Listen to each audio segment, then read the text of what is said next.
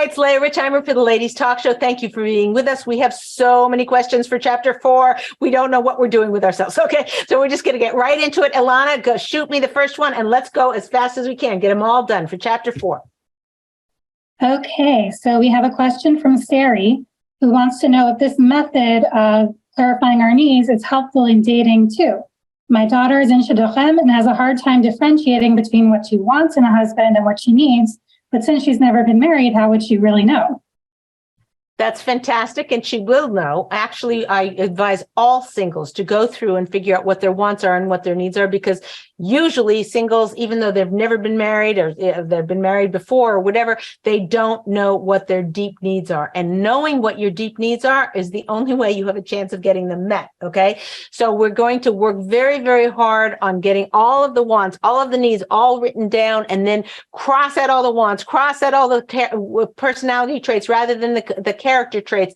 Very, very crucial that you have a deep understanding of what your inner needs are, that they are prioritized by order and importance, and that, you know, you're limiting them. You're not like, I want everything, you're limiting them. That's the best way to have your future husband to meet your needs, and that's a way for those who are married to get their needs met. It's a fantastic question.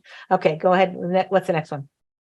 Okay, Ariella says, I know what I need and have communicated my needs to my husband, but he has a hard time meeting them. I think it's because my needs are opposite of what his needs are, so he has a hard time bringing them to fruition. Any tips? Meaning his needs are different than yours? I'm not following exactly. I think she's saying that he doesn't see the things that she needs are not things that he needs. They're the opposite of what he would need in that situation. Mm-hmm.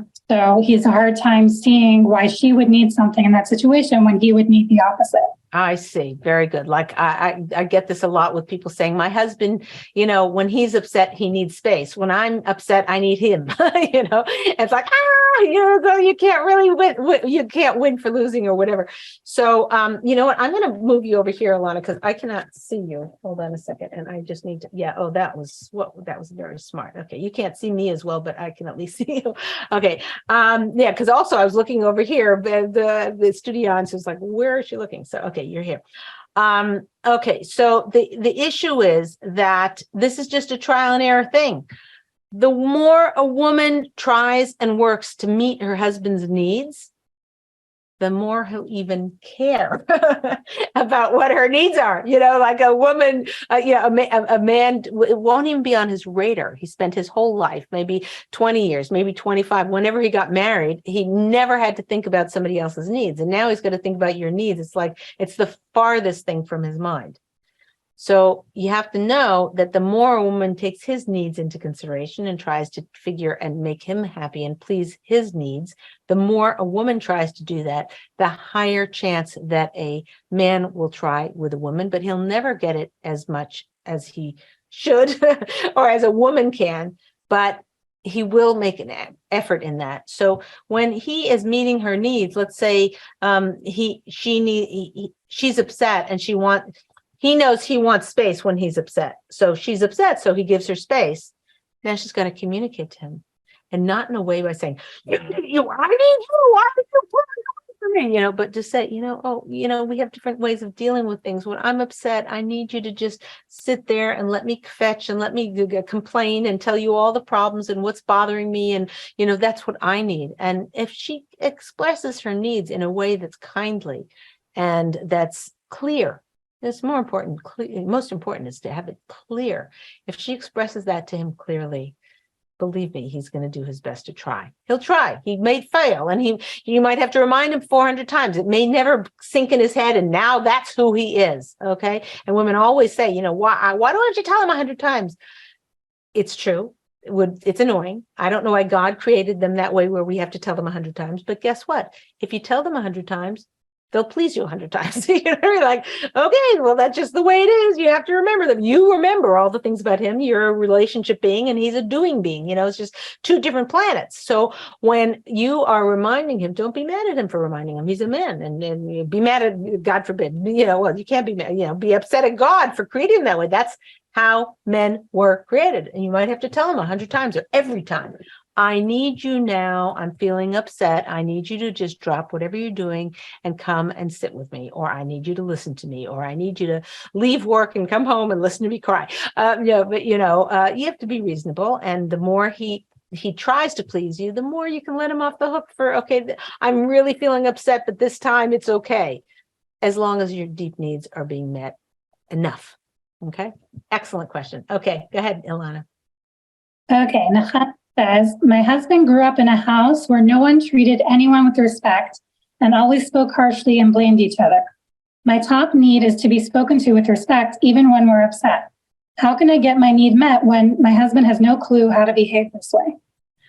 Brilliant question. My question for you is, how sure are you that that's your need? Like that, like, oh, come on, you know, you need to be spoken to respectively. I mean, you have to understand that God himself made your husband this way for your growth. We don't know why. It may not seem fair. It may not seem great. It may seem annoying and frustrating and aggravating, but for whatever reason, God has given you this particular test and this particular challenge. And to blame it on your husband and be mad at him and feel victim to his behavior, how he's behaving you, is just a waste of time. And it's a lack of the bitachon to understand this is what God wants of you now. Now, it could be that what God wants of you is to talk him out of it, talk your husband out of it, to improve your husband and to be able to use your Bina Yasera in a way that brings him closer to you in this manner and to speak respectfully to you. Maybe that's why he did it as a particular challenge. Maybe it's a Gilgul from a past life where you have to, you know, you were this way and you have to break through or have a tikkun and a Leah in your neshama in some way. Who knows what the spiritual ramifications are for it? The reason we're going down that road and thinking of that introspective in that way is because the way of just making your husband bad and wrong, like, why is he that way? And he learned that from his parents, and I dislike his parents, and I dislike him, and I dislike the way it's done, and, you know, whatever, that messy yuck, that will get you nowhere. Whereas introspecting and think, why am I looking at this challenge, will give you the tools and the power to break through whatever Leah you need, whatever breakthrough that you need in handling this situation. So it could be, if your husband has never respected you and isn't respecting you, it could be, you know, I assume you probably told him, but did you tell him, why don't you respect me? Or did you say to him, you know, I'm not sure how to do this. I recognize that for you, speaking a certain manner is just like air that you breathe. It's like you're just breathing. You don't even see that there's another alternative. Yet to me, it hurts my feelings or whatever it is, or it makes me feel belittled, or it makes me feel not that you don't cherish my feelings. It makes me feel, be honest with them, not in a condescending way like that, you bad boy, but in a way of sharing honestly how you feel about it. So once you've shared those feelings and you said, you know, you're again, this is one of our biggest tools, put it in his lap and say, what do you think we can do about this? The way you're speaking hurts my feelings. How can we resolve this? Do you want me to, when you hurt my feelings, do you want me to tell you right then and there? If the kids are in the room, maybe I'll wink at you so that you'll know, but guys never take those hints. Why are you winking at me? So that might not be a good solution, but it could be that you say to them something very, very, in the times when you're disrespectful, how about you have to give me $5 every time you do. I don't know. You make up funny, you get creative on how to solve this. But again, you're putting it in his lap and trying to solve it together instead of him against you and he's not respecting you. It's like, what can we do? How can we make sure that I'm respected? How can we make sure that I don't feel hurt by what you say every time we're talking to each other. And in that way, if he sees it as a team, as you're part of his team, and especially if he brings issues to you and you work on trying to solve them and creatively solve them also, then he's going to do whatever he can, as much as he can, to try and get out of this basically horrible habit. It's a horrible habit. He learned it from a childhood. You see where it came from. Yeah, so try this at home. Okay, very good. What's the next question? Okay. Malka asks, what if I'm really emotionally affected in a negative way by not receiving one of my wants? How do I work on myself? Like the example that you gave in the show where we talked about this, you said taking out the trash. It really, really bothers me when my husband forgets to take out the trash, and I get resentful every time. But taking out the trash isn't one of my top 3 needs. I know intellectually it's not that big a deal, but I just can't control my emotional reaction. Right. So the best way for this is have prompts. So if you have to think to yourself, what can you do to help it go well? Rather than just depending on him and being annoyed and reminding him, maybe you're reminding him nicely, do you mind taking a trash, or the kitchen's starting to smell, or whatever you're doing. Is there a part of the act that you can do that would help? So for instance, I had a woman who had exactly the same problem.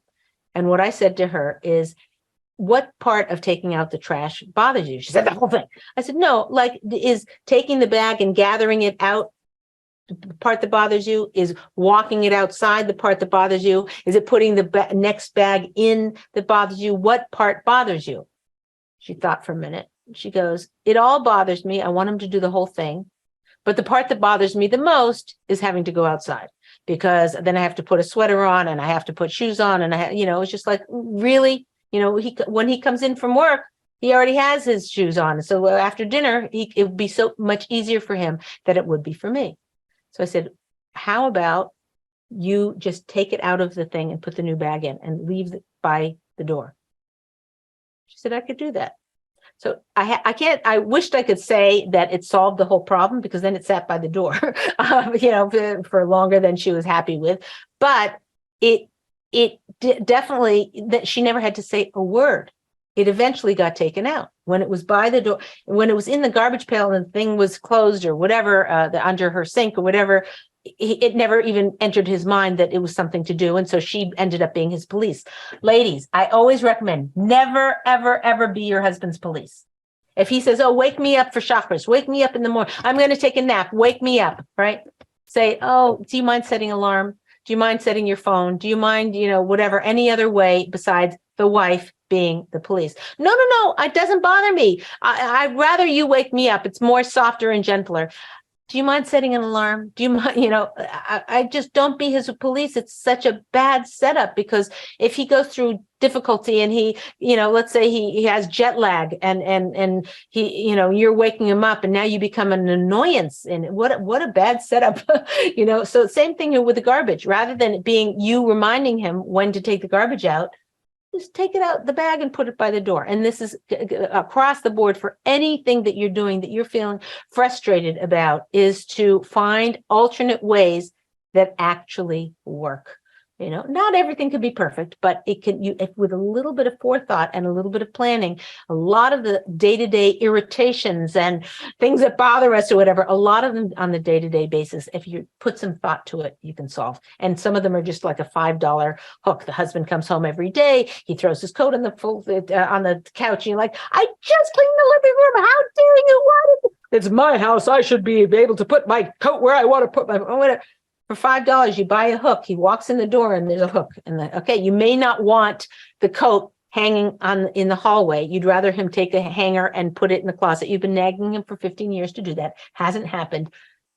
Better to live with a coat in the closet on a $5 hook than it is to fight every night about where he's putting his coat. Okay, let's go to the next question. Okay, Leora says, do my top 3 needs need to just have to do with me? Or can it be something about him that I need him to change? Excellent question. It only can be a need that you have. And needing your husband to change on something is probably a recipe for disaster. I can't imagine. I'm trying to think if I can think of anything of that a wife would need her husband to change that would be helped by her telling him she needs it changed. Because we know there is I think it's a Gemara that says that that when somebody tells somebody to do something, they have a very strong anger defensive response. I'm not doing that. So I don't think that there's anything you can do if you need your husband to change. So let's say if the husband, Alana, can you think of an example of what? Well, maybe like kind of the other person's question about needing him to speak respectfully to her. Is that considered right? Change? Okay, that's a good question. Is that considered? So, I mean, I guess how he treats you, have a need for him to treat you in a different way. I could hear that. Okay, so I could hear that. The best way to do it is the way I just talked about having a conversation with him about it's our problem, not you're bad and wrong, which puts him on the defensive, or telling him what he should do, or what you're demanding of him, or what you want from him, or what you need from him, like that. And just you're not putting him on the spot. You're saying, here's my thing. I need, to be spoken to more respectfully, or I need you to give me a heads up on when you're coming home. The food keeps drying out and then it gets and then I turn it up again, and then I add some water and nothing I do, and it keeps getting more and more dried out. I need you to tell me when you're coming home. So again, if you're saying it like that, his reaction is like, what are you, you're a control freak? You have to, know whether I'm coming and going, and this is ridiculous, whatever. But if you were to say, I need to, what can we do? It's hard for me to make dinner. I know you like dinner when you walk in the door. You're handing the problem to him. What do you think we should do about the fact that I don't really know what time you're coming home because you're not texting me and telling me? How do you think we can handle that? Do you think I should text you and say, what time are you coming home? Do you think we should have a set time? Do you think, you should put an alarm on your phone? Don't forget to tell wife what time to coming home. How can we solve this? And you're handing it to him. And now it's our problem. It's not his problem. It's a very, very good question. Okay, go for the next one. Okay. Kayla says, in terms of changing your husband, are you saying in this, you were talking about in the book about how you can't change your husband, but you can bring out the best in your husband? Right. So is this similar to how we model the people we want our children to be to them? That we can also model certain actions similarly for our husbands? Is this correct? Because I truly see this effect in my own marriage. We totally feed off of each other. And oftentimes I feel guilty for modeling negative behavior when I see my husband naturally mimicking that behavior. Is this only normal though? I don't want to bring my husband down, but of course I'm not perfect and my behavior isn't always positive. So that was so many questions. I can't. So wait, ask the first one again, because I had a great answer and then you went on and on. Taylor, we love you, but yes. No, okay, go ahead. Yeah. So the first question which she asked was, is it the same way that we try and model good behavior to our children? Do we model that behavior that we want? Oh, yeah. Okay. So that was a definite no, like not a chance, like not even close. A husband will never learn from our behavior. Why? Because they are a male and we are a female. And we might say to somebody, to a kid who's hurt, oh, are you okay? What can I do for you? Look at your boo-boo. And the husband's like, all right, get up. That wasn't so bad. You know what I mean? Like, so to try and get him to model our behavior is like, hello, not happening. So that is for sure no. What's her next question? So then she says, I see the effect in my own marriage, how we feed off of each other. And I feel guilty for modeling negative behavior because I see my husband naturally mimicking that negative behavior. So so this answer would be different because if a woman is treating does something, she embarrasses her husband in public, payback, he's going to embarrass her in public. If she just trying to think of other things, if she says, well, I know you asked for pizza, I didn't want pizza tonight, so we're having spaghetti, that's just the way it is. then he's going to be equally maybe thoughtless to her as she was to him. Okay. So, that solution is a little bit tough, because all I can tell you is to try and be a mensch as much as you can, as often as you can,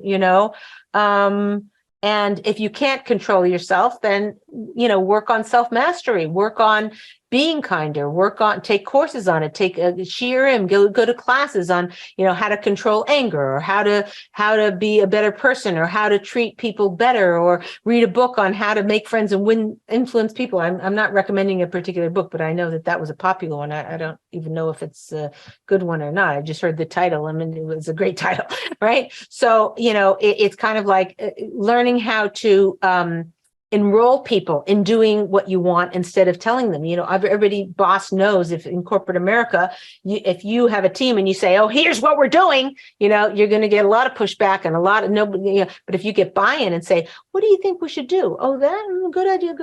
Oh, let's take so-and-so's idea. Wonderful. Let's go forward. If you get buy-in, so, it's going to be more successful. So we know that there are methodologies to success, methodologies to having people be motivated to work with us and to change and to grow, and to, there are methodologies for bringing out the best in our husbands, and that's what we're learning here. And you want to focus on those. So rather than, having him mimic your poor behavior, work on yourself to have better behavior, and work on ways of how to enroll your husband in also treating you better. And it's a process. You're not going to go from here to 1,000 in 10 seconds. Just recognize that you're here. Here's where you want to be, both as an individual, as a woman, and as a couple. And that as long as you're heading up on that ladder, you're good. Okay. Time for a quick last question. Okay. So Naomi says, I look at myself as a giver, and being a receiver is new to me. Will working on my top 3 needs help me to be a better receiver? So it's kind of bridging chapter 4 with chapter 5 here. Will her top 3 needs help her to be a better receiver? So it's actually 2 different habits. Understanding your needs and getting them met is a deep thought process of understanding yourself better, and understanding that it's really a process of letting go of your wants. Okay. Because we're so crazy wanting our wants, wanting our needs or whatever, and making our husband crazy that he just gives up and doesn't want to do anything. And he never has that satisfaction of meeting anything, our wants or our needs. So that's a whole big internal process. And the power that will come from that is you getting your needs met and your husband having the satisfaction of meeting your needs. So that's one area. The area of receiving is minute to minute. It's not this big, deep introspective thing. It's minute to minute of you recognizing, of going from being a not receiving from your husband to receiving from your husband. And that transition happens, it can happen intellectually, because you get the insight and understand the concept of it, which is very, very powerful. That's, 75% of the work. But the other work is minute to minute. So when your husband brings home, the wrong jam, and you're like, what kind of jam? I never saw this kind of, it's got lumpy strawberries. What was he thinking?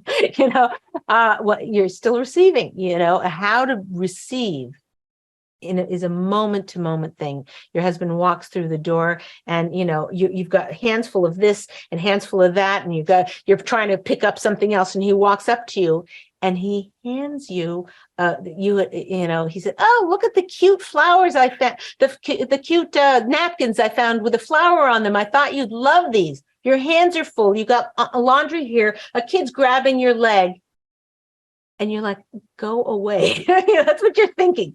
But in your action, you're putting down all the stuff, which you are going to have to pick up again. You're putting all the stuff down on the counter, and you're taking both hands and receiving these stupid napkins that you don't even want, that you now actually hate.